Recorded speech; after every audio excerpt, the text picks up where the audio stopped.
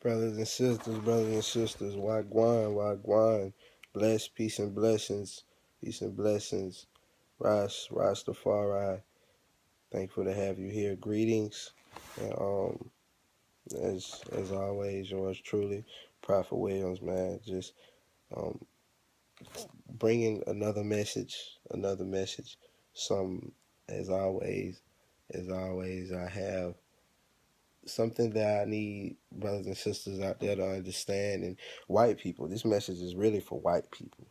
This message is all the way 100 for white people.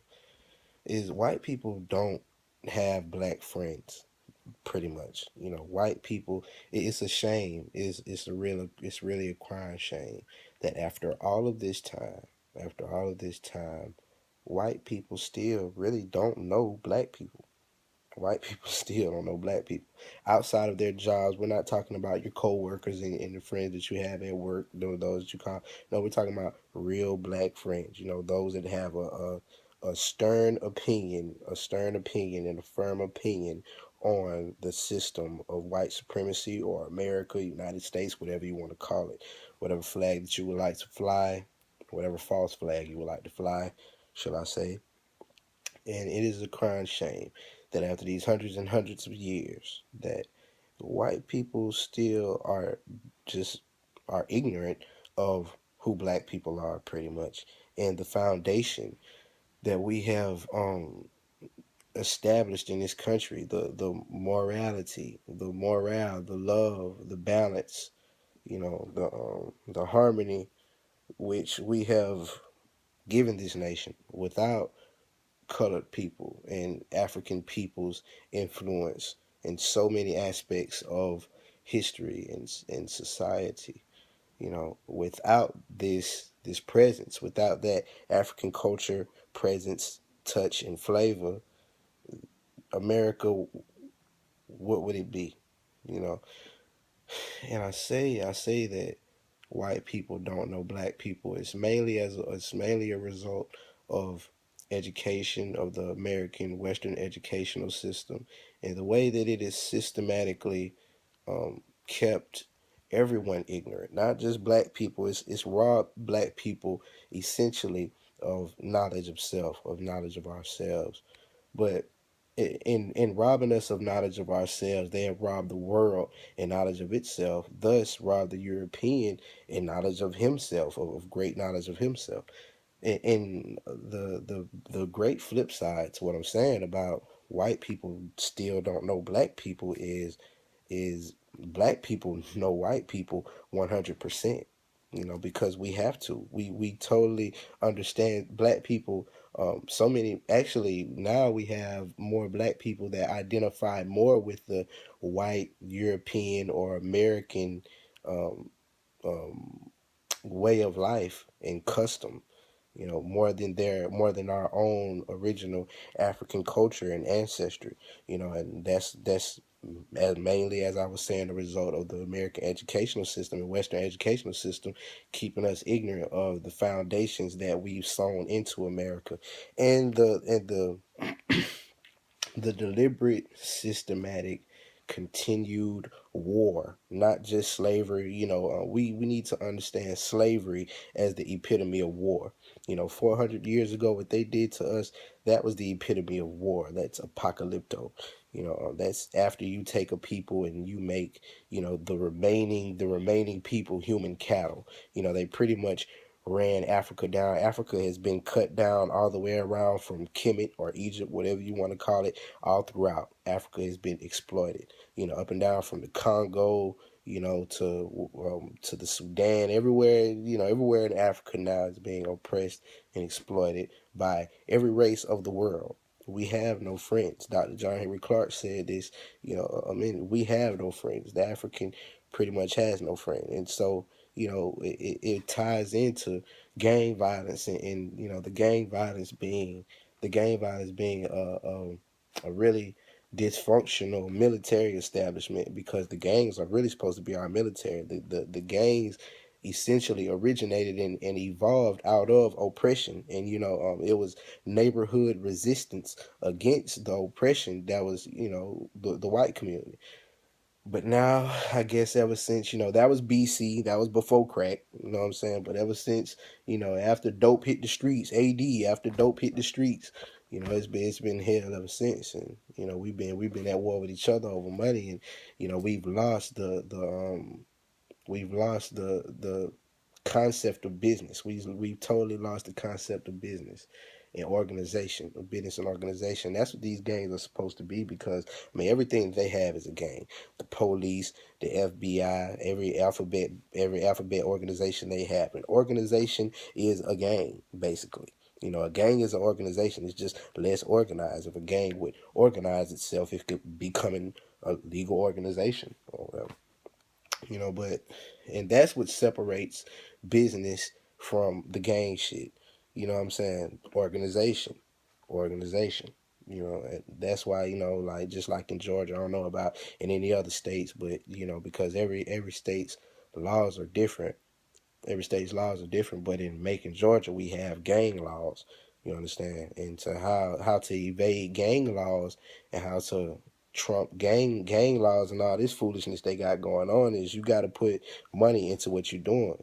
Brothers got to start really investing and getting serious about what they trying to do in their community, because right now, man, we only tearing down our shit, and these crackers making a penny off of every which way, no matter how shit go, man. For real. And us not understanding the word games, and us not understanding the way that they savage our image. We're co-signing savagery by continuing, not addressing the situation, by not acknowledging our flaws. As a community, we're co-signing extermination. You understand? Um, so just back to how I was saying, white people don't know black people. That's the essential message of what I'm saying. And because of Western education and the way that it hasn't it hasn't told black people even about Black Wall Street. Black Wall Street was just as deep as the whole 400 years of slavery alone. If people truly understand Black Wall Street, what happened in Tulsa, Oklahoma. What happened in Tulsa, Oklahoma, this was in the 1920s. This is really relatively modern when you consider history, very relatively modern, in the 1920s.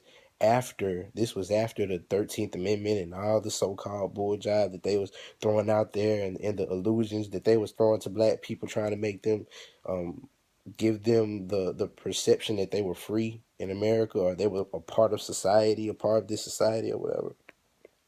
You know, when you really understand that, and how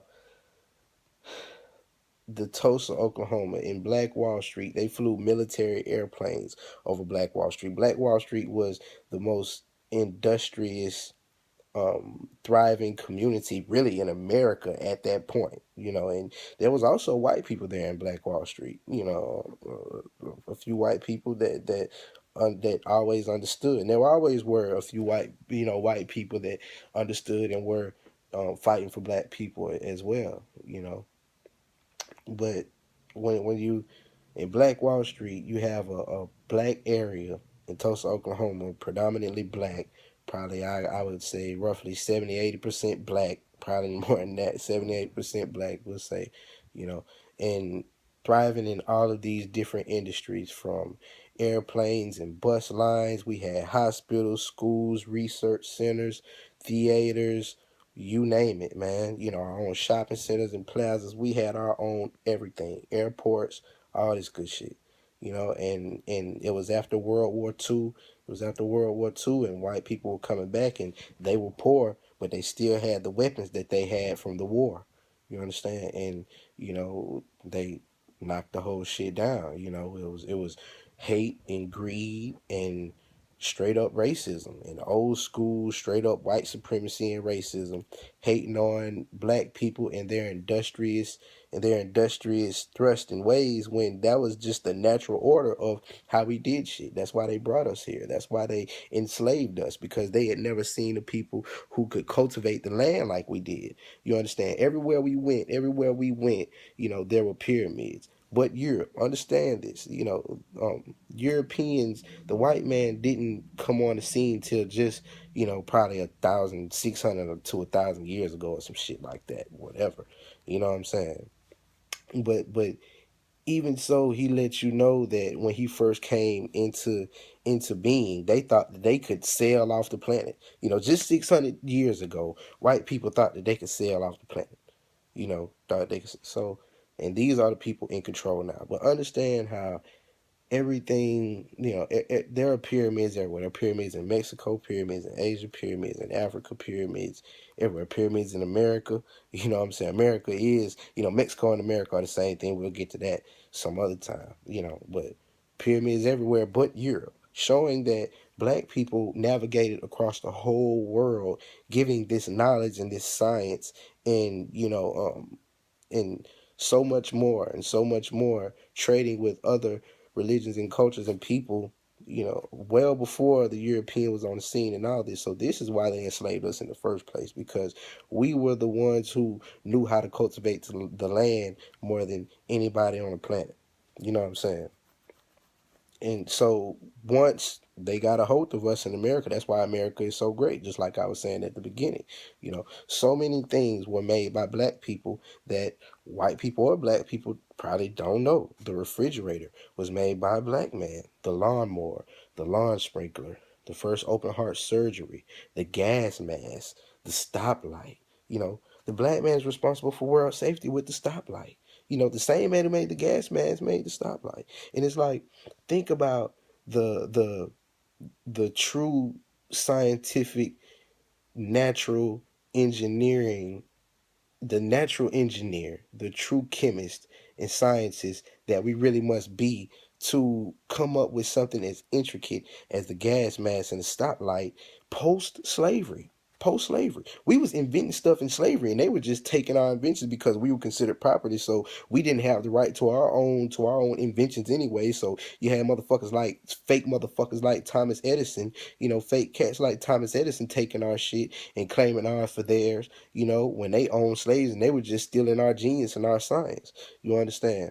And this is what was going on. This is what's always been going on. Is the European has always taken our science and shamed it and made us, craftily and, keenly made us ashamed of our own way and our own beauty and intelligence, our own diverse beauty and intelligence. And he's taken it and robbed it every time, from hip hop. He can talk all the shit he wants about rap, but they own the labels, they own all that shit. You know what I'm saying?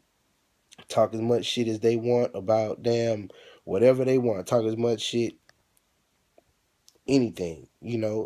Just like how I was telling one of my brothers. In the beginning, that's what it was. When they first seen us, Bumpy Johnson them running numbers, or they running number that's illegal, that's evil, or finna lock you up, and now they got Mega Millions and win for life. You know what I'm saying? We were pimping hoes. We had Bishop Magic Don Juan them. You know what I'm saying?